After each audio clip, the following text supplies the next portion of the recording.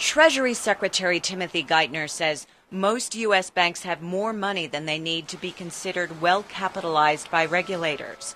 He says the federal bank rescue program still has about $135 billion left, and some confidence is starting to return to the financial system.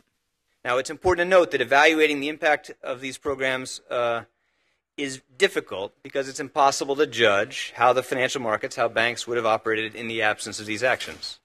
Geithner told a congressional oversight panel there are positive signs in interbank lending, but he said there are significant declines in commercial, industrial, and consumer loans.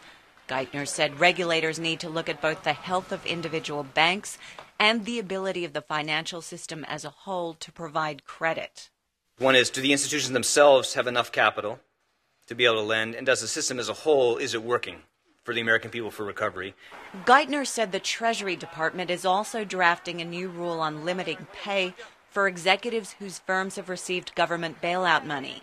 Panel members pressed Geithner to come up with a better way to measure the success of the $700 billion Troubled Asset Relief Program.